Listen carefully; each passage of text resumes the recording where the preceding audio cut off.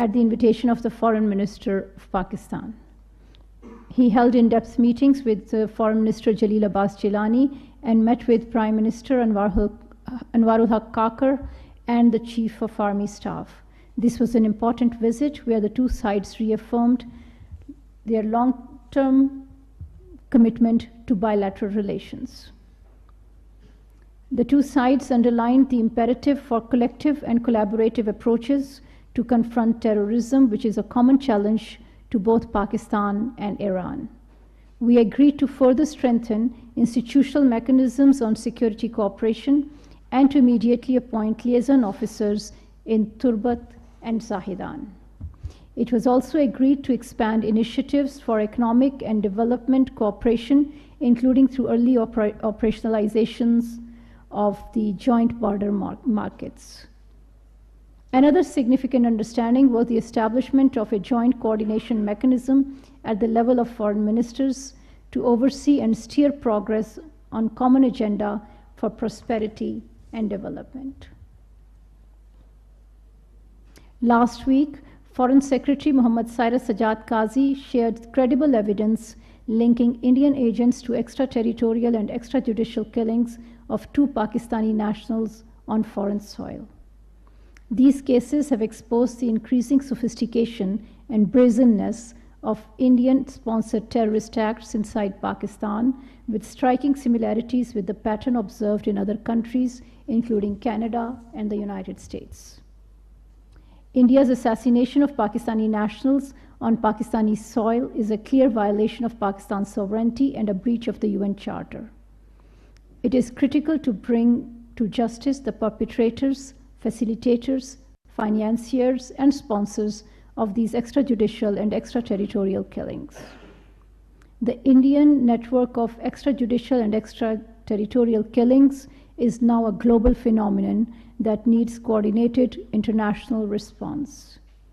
And India must be held accountable for its blatant violation of international law.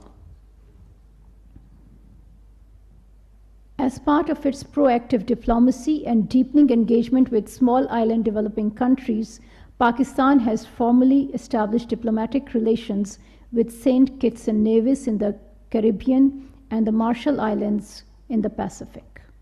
Pakistan will continue to widen its diplomatic footprint and expand cooperation with countries across the globe. We intend to enhance outreach to small island developing states, which remain important partners for Pakistan at the multilateral level. Over the last 3 years, Pakistan has established diplomatic relations with Palau, Kiribati, and the Dominican Republic as well. Pakistan is deeply concerned about the ongoing oppression of the people of Gaza by the Israeli occupation forces. We strongly condemn Israel's attack inside the Ibn Sina hospital in Jenin. This event is the latest in a series of inhumane war on hospitals, which fall in the category of war crimes being perpetrated against the people of Palestine.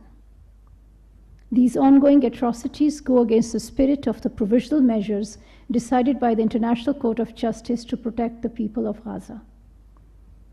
The suspension of funding for the United Nations Relief and Works Agency for Palestine refugees in the Near East, UNRWA, amid the ongoing war and suffering in Gaza also goes against the spirit of the ICJ provisional measures that call for provision of essential services and humanitarian assistance to address the challenging conditions faced by the Palestinians in Gaza.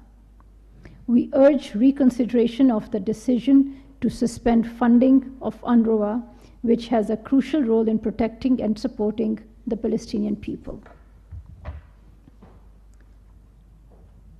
Pakistan also calls for the full implementation of ICJ's provisional judgment to uphold human rights, dignity, and identity of the Palestinian people as per the UN Charter, relevant resolutions, and international law.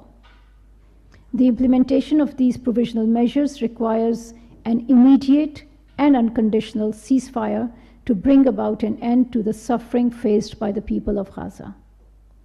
The UN Security Council should therefore play its mandated role to impose a ceasefire and protect the people of Gaza from ongoing atrocities. On Monday, next week, the government and people of Pakistan will observe the Kashmir Solidarity Day. On this day, Pakistanis and Kashmiris around the world reaffirmed their solidarity with the Kashmiri people in their just struggle for realization of their inalienable right to self-determination. In line with the past practice, an elaborate program has been outlined to observe the Kashmir Solidarity Day with traditional zeal and fervor. Pakistan will continue to extend political, diplomatic, and moral support to our Kashmiri brothers and sisters for the just and peaceful settlement